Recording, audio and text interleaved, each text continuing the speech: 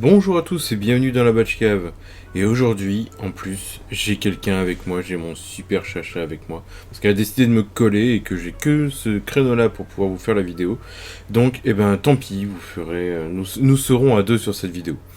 Donc, aujourd'hui, ce qui était prévu, c'était de faire donc de l'ouverture de deux maquettes. Alors, à la base, c'était une maquette qui était prévue, mais le sondage a défini que ça serait moto et avion, puisque on arrivait à moitié-moitié.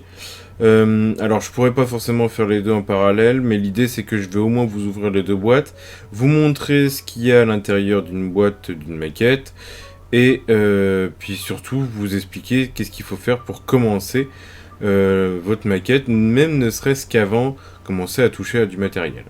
Donc vous avez devant vous alors c'est une maquette de chez Revell. C'est un baron rouge, somme toute classique. Tout petit par contre, c'est pas le grand format. Il y a deux formats qui existent. Donc moi j'ai pris volontairement le petit. Je sais plus, il fait d'après la boîte, il fait, je crois que c'est 32 pièces. Donc il fait 32 pièces celui-ci. Et Revell a un des avantages, enfin moi que je trouve qui est plutôt pas mal, c'est qu'ils vont grader leur niveau de conception de maquette. Allez, vas-y le chat, c'est parti. Hop là. Donc je suis plus que tout seul maintenant. Donc ils vont grader leur niveau de conception de maquette. Et ici concrètement, alors je sais plus, voilà, ça se trouve ici. C'est défini comme étant donc un niveau 3. Pour la voiture, parce que j'avais une voiture par exemple, je peux vous montrer. Donc pour le Viper GTS que j'avais déjà précédemment fait, alors pas tout à fait fini d'ailleurs, il me manquait des petites choses que j'avais pas fait. Et donc là vous voyez ils avaient gradé ça en niveau 4. Alors ils expliquent Revell, j'en profite rapidement pour vous le dire. Le niveau 1 pour eux c'est facile, ça s'applique sans collage et sans peinture. Le niveau 2 c'est 30 pièces à coller et à peindre. Le niveau 3 c'est un modèle qui peut comprendre jusqu'à 150 pièces pour des bricoleurs dits expérimentés. Pardon, à 100 pièces pour le bricoleur classique. L'autre, donc le niveau 4, c'est 150 pièces. Et le niveau 5, c'est modèle comportant plus de 150 pièces détachées pour des exigences du bricolage élevé. Donc voilà, par exemple, celle-ci, ils disent que ça fait 79 parties. Bon, visiblement, ils ont révisé leur mode de nivelage. Donc ici on a celui-là que je vous ouvrirai tout à l'heure, le petit. Et puis on a donc la fameuse moto comme je vous le disais avant. Donc ça c'est une moto de chez Tamiya, c'est la moto que j'avais que je voulais faire après, que je voulais me dire je pars sur un carénage. Donc comment ça se comporte? Alors là j'ai déjà ouvert le plastique parce que ça fait un moment que je l'avais celle-ci avant de me dire bah tiens je vais peut-être faire quelques vidéos de montage au moins pour que vous puissiez voir. J'ai vu d'ailleurs qu'il y avait beaucoup de vidéos qui étaient d'ailleurs de meilleure qualité que ce que je fais, mais c'est fait avec les moyens du bord et comme je vous l'ai dit j'ai des gros soucis de logiciel de montage donc j'ai décidé d'arrêter d'essayer de monter quoi que ce soit. Donc à l'intérieur d'une maquette vous allez retrouver une notice d'explication. On va mettre ça de côté tout de suite, on la perd surtout pas, c'est hyper important. Et vous allez retrouver ce qu'on appelle des grappes. Donc des grappes, voilà, ça ressemble à ça, concrètement. Une grappe, qu'est-ce que vous avez à l'intérieur? Ce sont des pièces détachées qui sont... alors je vais vous en ouvrir une pour vous le montrer. Ce sont des pièces détachées, donc qui sont agrippées, si vous voulez, un système de plastique. Donc tout ça en fait c'est coulé, c'est graissé. Donc tout ça faut savoir que ça a été graissé pour faciliter le démoulage. Donc en gros ce qui se passe c'est qu'ils font un moule, ils passent un coup de graisse dessus, ensuite ils coulent le plastique dedans, ils ferment, ils attendent que ça sèche et ils démoulent. Donc il y a quand même une chose qui est pas mal sur la plupart des maquettes, c'est que les barbages est quand même très propre. Il n'y a pas de truc tout moche qu'il faut absolument limer. Donc voilà, là par exemple vous avez des pièces de moteur ici qui sont là. Une grappe comme ça, vous en avez une dans les tons noirs, vous en avez dans les tons blancs. Alors moi ce que je fais, c'est que quand je fais mes sous-couches, j'ai tendance à garder la couleur définie de base. Donc ici par exemple, vous avez du noir, du blanc, il y en a d'autres, hein, il y en a énormément. Vous avez du chrome, alors ça c'est du bonheur, mais du bonheur en barre. Le chrome c'est génial, sauf que quand vous voulez le coller, je vous conseille de prendre le temps de retirer le chrome dessus. Pourquoi? Parce que quand vous allez avoir des pièces comme ça, en plus vous voyez ça brille, c'est magnifique la vidéo. Donc quand vous avez des pièces comme ça a une fâcheuse tendance à blanchir, le chrome ça accroche rien du tout, ça va accrocher éventuellement l'après, mais voilà, c'est plutôt une galère. Donc le chrome c'est toujours un peu compliqué. On a aussi des pièces transparentes. Qui dit pièces transparentes dit qu'elles ne supporteront pas, d'ailleurs tout comme le chrome, la cyanolite. Donc faites attention avec les pièces transparentes. Si vous voulez blanchir vos pièces transparentes, mettez de la super glue ou de la colle 21 dessus. Ça c'est impeccable, ça marche très bien, vous allez niquer vos pièces. Donc ils font des mini sacs. Alors franchement, hein, entre nous, c'est bien, hein, c'est japonais Tamiya, ça se voit, c'est bien dans des petits sacs. Je veux pas être chiant, hein, mais c'est déjà du plastique de merde. Est-ce qu'on est vraiment obligé de rajouter du plastique de merde sur du plastique de merde? J'en sais rien. Hein. D'ailleurs, j'avais même pas ouvert jusqu'au bout la boîte. Là, donc, vous avez tout ce qui est siège. Vous voyez, on arrive quand même à lire ce qu'on peut dégrapper. Hein. Donc là, vous voyez, vous avez les parties de carénage qui sont dedans. Et puis, vous allez trouver aussi à l'intérieur, puisque c'est une moto. Alors, ils ont mis un outil d'ailleurs, tiens. Ils ont mis alors ça c'est moi qui avais regardé la pointe. Donc l'outil normalement est dedans comme ça, tac. Ils avaient mis un outil, donc c'est un petit tournevis pour les vis. Pour les vis qui sont cruciformes, sinon pour les classiques, eh ben, vous vous débrouillez parce que ils le font pas toujours. Vous avez du pneu. Alors le pneu, bon là je l'ai pas ouvert. Le pneu c'est de la vraie gomme. Ça sent vraiment le pneu. Et ça au contact, vous voyez que c'est de la gomme. Vous avez aussi, alors je sais pas, je vais quand même l'ouvrir parce que c'est un peu la galère à montrer comme ça. Il est où Elle est où ma paire de ciseaux? Donc, je vais quand même vous l'ouvrir. J'aime pas trop les ouvrir ces trucs là parce que quand on n'est pas en montage, c'est un peu la galère. Donc comme je vous disais, c'est de la gomme. C'est vraiment de la gomme. Vous avez toujours 1,5 milliard de vis. Ne les perdez pas parce que il y a pile poil le compte. Hein. Donc il y a tout plein de vis pour tenir ici le système de carénage pour pouvoir l'ouvrir si on veut voir à quoi ça ressemble dedans. Un autre gros pneu, donc ça c'est le pneu arrière. Et puis vous avez cette chose magnifique qui est de la gaine. Donc la gaine, ils en prévoient toujours un petit peu plus long que ce qui est prévu de base. C'est super la gaine, c'est super, ça se colle à la cyanolite, c'est une merde infernale à coller, c'est super chiant. Mais bon, ça fait partie du jeu. On a également... Alors, Tamiya, ils aiment bien faire ça, ils aiment bien vous le montrer comme ça. Donc on a également un superbe ressort qui sert, alors généralement, à faire l'amortisseur arrière. On remet tout ça en boîte. Et on va avoir en plus de ça... Alors quelque chose que je ne sais pas encore utiliser et quelque chose que je sais très bien utiliser. Ça y est, c'est parti. Allez, ouvre-toi. Voilà. Donc quelque chose que je sais moyennement utiliser, c'est ça. C'est les systèmes métalliques, là, les espèces de décalco métalliques. Je sais pas trop le faire, ça encore, donc je vais apprendre. Comme quoi, vous voyez, ça j'avais pas l'habitude de le faire. Et puis nous avons quelque chose de magnifique. Nous avons des décalcomanies. Alors les décalcomanies, c'est, je rappelle, en fait c'est collé directement dessus. Il faut le décoller à l'eau. C'est pas un autocollant. Je suis désolé, je perds mes mots, je suis fatigué en ce moment.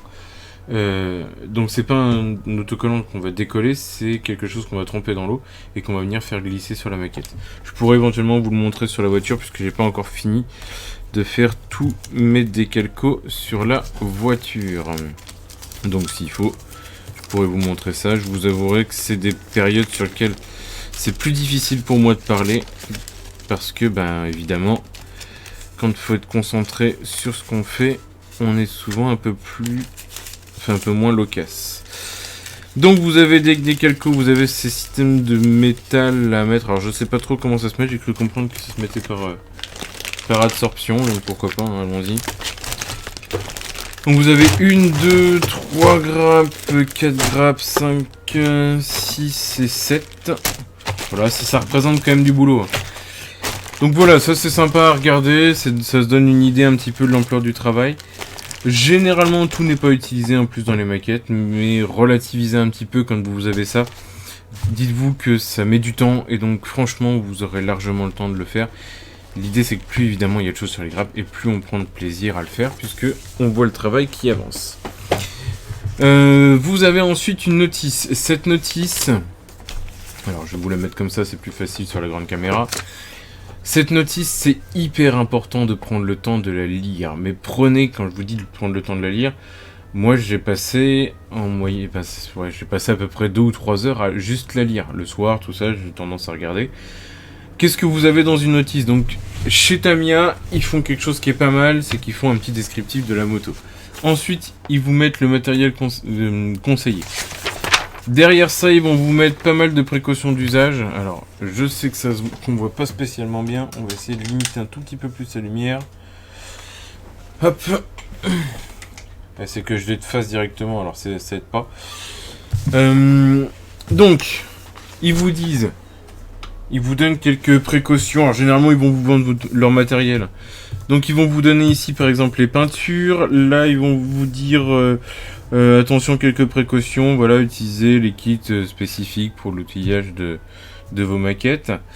Ils vont vous parler des colles rapides, là ils vont vous dire comment on fait le transfert de métal. Alors c'est bien, ils vous le disent, voilà, faut découper au couteau, faire le transfert, tout ça. C'est bien de le faire, c'est pas mal d'avoir une petite vidéo pour vous tutorer. Ensuite vous avez les modèles de moto, la couleur des motos, parce qu'en plus... quand vous avez un système de montage comme ça, on va vous dire quelle peinture utiliser, avec quel effet il faut utiliser. Donc pour ça, vous avez... Ouais, alors, comme je l'avais dit, hein, c'est un peu grand. Donc vous avez ici donc, des numéros de montage, un peu comme quand vous faisiez vos Lego à la maison.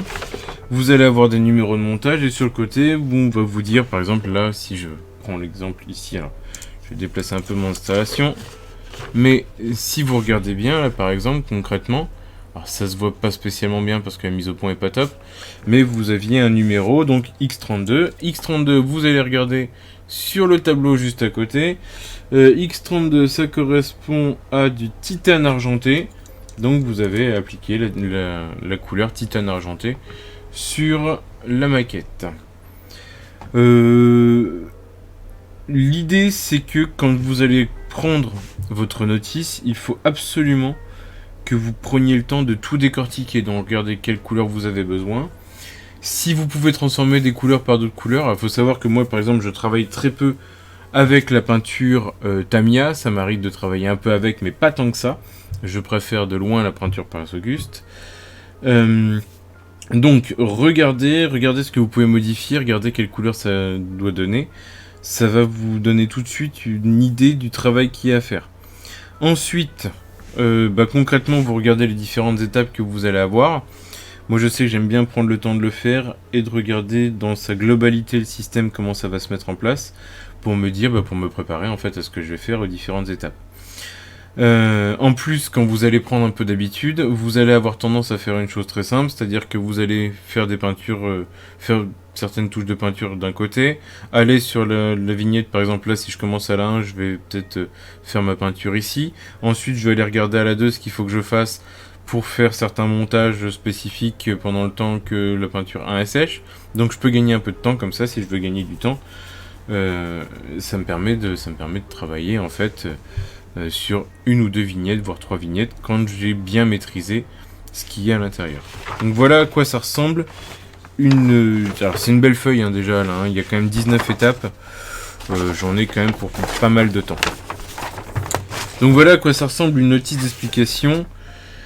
Si quelque chose que je vous conseille, notamment si vous faites des motos, je vous conseille vivement de prendre des crayons de couleur et de repasser certains éléments à la couleur que vous avez besoin. C'est-à-dire, je vous donne un exemple concret tout de suite. Alors je cherche évidemment. Je vais vous donner l'exemple là, je pense que je vais en trouver un dans pas longtemps. Évidemment ça me foire quand je cherche un exemple et que je n'ai pas cherché avant. Bref. L'idée c'est que vous allez parfois avoir des tuyaux à poser des gaines. Voilà, tiens, là, parfait. Donc là, vous voyez peut-être pas spécialement bien, mais là vous avez une gaine à poser. Cette gaine, elle est numérotée C. Donc moi, ce que je fais pour chaque gaine ou pour chaque pièce qui sont un peu spécifiques, un peu risque de me perdre, je viens mettre en fait de la couleur dessus et je viens le reporter à l'autre endroit où la gaine elle va se brancher à l'intérieur de votre fiche. Donc moi je vous conseille vivement de faire ça, ça vous évitera de vous planter, ce qui est plutôt pas mal. N'hésitez pas à la noter. Moi par exemple, je sais que j'ai mis, parce que j'utilise le modèle européen, je vais faire le modèle européen, j'ai entouré le modèle européen et j'ai entouré à chaque endroit. Là vous voyez, par exemple ici, j'ai entouré moi-même à chaque endroit le choix qu'il faut que je fasse des modèles pour être sûr de ne pas me planter. Parce qu'il y a modèle européen, un modèle japonais et un modèle américain. Donc en fonction de ce qu'on veut faire, on la monte différemment. Donc ça, c'est notre notice de chez Tamiya. La Revell, je ne l'ai pas encore ouvert. Je pense que je vais clairement commencer par celui-ci pour une bonne et simple raison, c'est que il y a, je sais plus, je crois que c'est 32 pièces. 32 pièces, ça va aller extrêmement vite. En même temps, c'est pas pour rien que j'avais dit un petit avion, parce que l'idée c'était de faire un avion relativement simple à faire, parce qu'en vidéo, ben voilà, je sais que ça va plus vite. Sachez quand même à toutes fins utiles aussi que je vous conseille vivement d'aller voir d'autres personnes qui vous proposeront des conseils, puisque bah oui, comme tout le monde, je suis pas du tout et je suis loin d'être d'avoir la science infuse. Donc, s'il vous plaît, allez voir d'autres choses. Il y en a en plus qui font des super montages, qui ont des super niveaux. Allez-y, moi à un moment donné j'ai le niveau que j'ai, mais évidemment je suis pas infaillible, et puis bah voilà, j'ai pas non plus que ça à faire quoi. Donc, notre avion, notre baron rouge, on va ouvrir complètement. Vous voyez là, je vois pas l'intérêt par exemple de mettre le plastique autour, alors qu'il y a clairement une pastille de plastoc là. Franchement, votre plastique, vous le collez au cul, sans vouloir être méchant, les gars, faut pas déconner quoi. Donc Revell qui fait beaucoup de maquettes généralement quand on pense maquettisme et qu'on est rentré une seule fois dans un endroit où vous faites de la maquette, vous allez penser ah bah c'est Revell. Je vois pas, vous le voyez avant moi. Oh magnifique. Tout est rouge, les gars ils se sont pas fait chier quand même. Hein. On va faire le baron rouge, alors prendre un plastique rouge. Donc ça ressemble à quoi? Magnifique. Magnifique de chez magnifique. Limite tu pourrais le monter comme ça que t'aurais pas besoin de le peindre.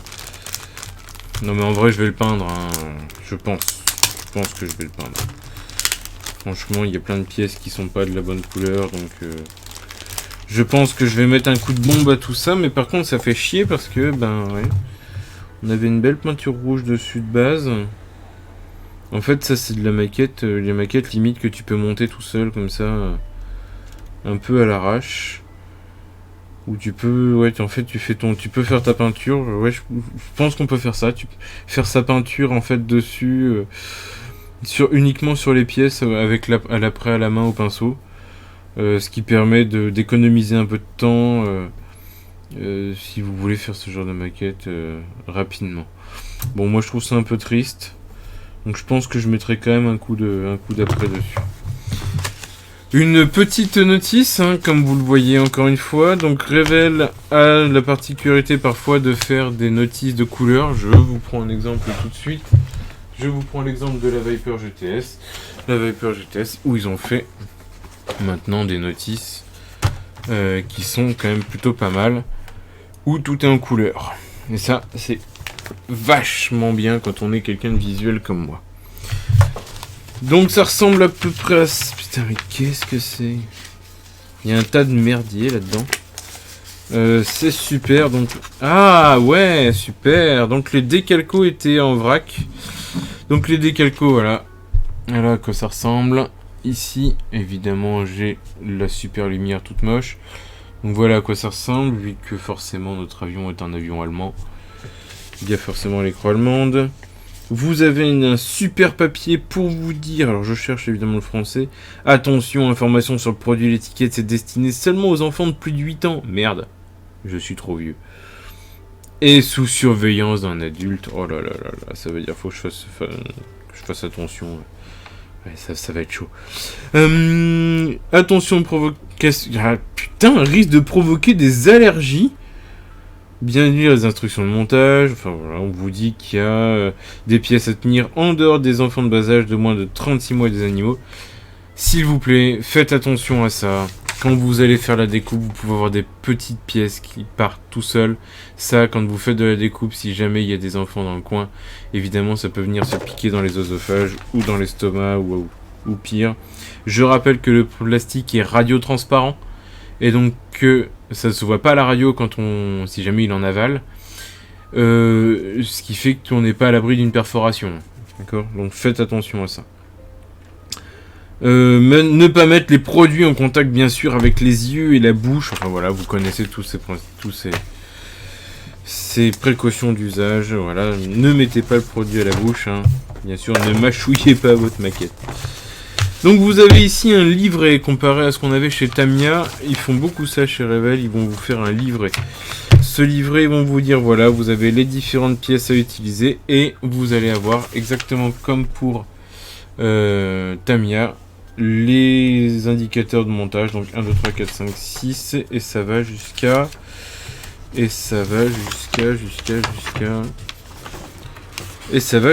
11 avec une belle page blanche à la fin pour faire l'économie de papier. Donc, ça va jusqu'à la 11. Visiblement, il y a des choses particulières. Bon, faut étudier, hein. Là, clairement, faut prendre le temps d'étudier. Je ne sais pas pourquoi, en fait, c'est le même. J'ai l'impression que c'est le même. Je sais pas. Ce qui est pas mal aussi, c'est qu'il y a très peu de choses textuelles.